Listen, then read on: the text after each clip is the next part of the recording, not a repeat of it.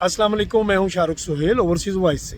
View अच्छा था, मैंने सोचा यहाँ बैठ के एक तो आपको मंजर भी दिखाऊं और दूसरा आज के इस व्लॉग के हवाले से आपसे बात भी करूं। दुबई लीक्स के हवाले से आपने खबरें सुन ली, बहुत उधम मचा हुआ है दुबई में। हमारे मुल्क के लुटेरों की मज़ीद कुछ खबरें बाहर आई हैं जिन्होंने पाकिस्तान के माल से दुबई में अपना मालो दौलत, अपनी जायदादें वहाँ बनाई हैं।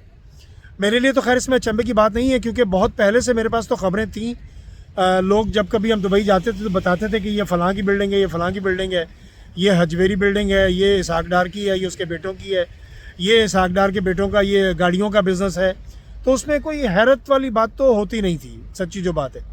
और अब भी जो लीक आई है दुबई लीक, उसमें तो बिल्कुल भी कोई हैरत नहीं हुई। हाँ, एक बात ज़रूर है कि ये सुन के गुस्सा ज़रूर आया है कि एक अरब डॉलर के लिए IMF के तलवे चाटने वाले ये बेशर्म, ये नौटंकी है, ये बेगैरत, बेज़मीर, इन लोगों की 11 अरब डॉलर की जायदाद दुबई में है। आप ज़रा ख्याल कीजिए कि ये सिर्फ दुबई की लीक्स आई हैं। अभी इसमें अबू धाबी नहीं है, इसमें शारजा नहीं है, अजमान नहीं है, रास अल खैमा नहीं है, इसमें ओमान नहीं है, इसमें कतर नहीं है, बहरीन नहीं है। यानी अरब ममालिक और बाकी के जो हैं वहाँ की भी अभी बहुत सारी चीज़ें निकलेंगी। अभी तो बहुत सारे लोगों को ये नहीं पता कि यूरोप में, लुक्समबर्ग में, बेल्जियम में, पुर्तगाल में किस किस की जायदादें हैं। स्पेन में, पुर्तगाल में तो हमारे एक बड़े एंकर, अपनी तरफ से तो बहुत बड़े एंकर बनते हैं वो, आजकल वो भी बुग़्ज़ इमरान के मारे हुए हैं। वो भी पिछले दिनों यहाँ आके गोल्डन वीज़े के चक्कर में यहाँ जायदाद लेके गए हैं। तो चोरी छुपे बहुत से लोग आ रहे हैं। अभी शहबाज शरीफ के एक बहुत करीबी आदमी की फ़ाइल का पता चला है कि उसने भी यहाँ पर अपनी फ़ाइल सबमिट कराई है। बहुत हाजिर सर्वस लोग भाग भाग के पुर्तगाल आ रहे हैं, और यहाँ की चूँकि यहाँ कागजात ज़रा आसानी से मिल जाते हैं, तो इसलिए ये लोग कोशिश कर रहे हैं कि मालो दौलत समेट के तो यहाँ आ जाएं, और जब कभी अपने ओहदों से हम बर्खास्त होंगे तो पतली गली से निकल के यहाँ आ जाएंगे। सो कहने का मकसद ये है कि दुबई लीक्स में 11 अरब डॉलर की जो जायदादें हैं वो सामने आई। इसमें शर्जील मेमन भी हैं, इसमें साबका मरहूम परवेज़ मुशर्रफ भी हैं, इसमें जरदारी भी हैं, इसमें हुसैन नवाज शरीफ भी हैं, और फैसल वाडा भी हैं। मतलब जिन जिन के नाम आए हैं वो सारे हैं। और वो जो जिनको मैं एजेंट कहता हूँ, मोहसिन नकवी, वो भी शामिल हैं। बहती गंगा में हाथ सब ने ही धोए हैं और सब धो रहे हैं। ये तो अभी एक बात निकली है ना, अभी मज़ीद बातें निकलेंगी। अब आप यहीं से अंदाज़ा कर लीजिए कि जो लोग इनको मुहिब वतन समझ के अभी भी इनको वोट देते हैं और अभी भी इनकी हमायत में हलकान होते हैं, मेरा ख्याल है कि उन पर भी 4 हरफ भेजने चाहिए। मैं ट्विटर पे देख रहा हूँ, एक्स पे, हमारे एक साहब हैं कराची में बैठे हुए हैं, और एक साहब पंजाब में हैं जो रिटायर हो चुके हैं अपने इदारों से, लेकिन जितनी बकवास वो फरमा रहे हैं और जितना बुग़्ज़ इमरान में वो बकबक कर रहे हैं, वो किसी की किरदार कुशी से बाज नहीं आ रहे। ख़वातीन पर भी वो आवाज़ उठाते हैं। इसी तरह एक, मुझे नाम उसका ज़हन में नहीं रहा, कोई भट्ट साहब हैं, चलो उनका नाम फजूल भट्ट रख लेते हैं। उस खबीस इंसान ने भी ख्वाजा ये जो आसिफ है, ये बदजुबान आदमी जो है, इसकी तरह ओवरसीज़ पाकिस्तानियों पर बकवास की है और ओवरसीज़ पाकिस्तानियों को गालियाँ दी हैं, और कहा है कि इन तमाम, उसने कहा कि ये जो 1 करोड़ 2 करोड़ जितने भी हैं, इन सब की नेशनैलिटीज़ अगर पाकिस्तानी दोहरी शरीयत है तो वो कैंसिल की जाए, इनके कार्ड कैंसिल किए जाएं, इनको पाकिस्तान आने पर इन पे बैन लगाया जाए, इनको ख़त्म कर दिया जाए।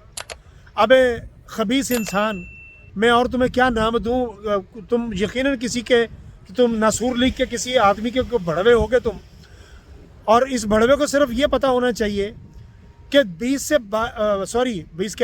से 25 अरब डॉलर ये ओवरसीज़ पाकिस्तान भिजवाता है सालाना।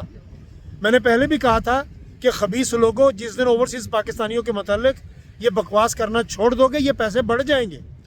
ओवरसीज़ पाकिस्तानी और ज़्यादा पैसे भिजवा देंगे। इमरान खान के दौर में 30-31 अरब डॉलर तक बात पहुँच गई थी, और ये पैसे इसलिए कम हुए हैं और ये मज़ीद कम होते चले जाएंगे अगर ये बकवास बंद नहीं करोगे। बच्चियों के रिश्ते पेश करने होते हैं, अपने बेटों को यहाँ ब्याने की बातें करते हो, और हमें पता नहीं महीने में कितने फ़ोन आते हैं कि यार बेटी का रिश्ता देख दो। मैं उन लोगों को बुरा नहीं कह रहा, मैं सिर्फ बताना ये चाह रहा हूँ کہ اوورسیز پاکستانی اگر اتنے ہی برے ہیں تو پھر ان کے لیے آپ پھر اپنے بچوں کے لیے رشتے بھی مت تلاش کریں، ٹھیک ہے نا. ان کے مستقبل کو محفوظ کرنے کی باتیں تو کرتے ہو، لیکن اوورسیز پاکستانیوں کو گالیاں دینے سے پہلے یہ سوچ لیا کرو کہ اگر یہی حالات رہے پاکستان میں تو آنے والے وقت میں تمہارا نام بھی اوورسیز پاکستانیوں میں ہوگا. اور پھر حسین نواز اور حسن نواز بھی اوورسیز پاکستانی ہیں.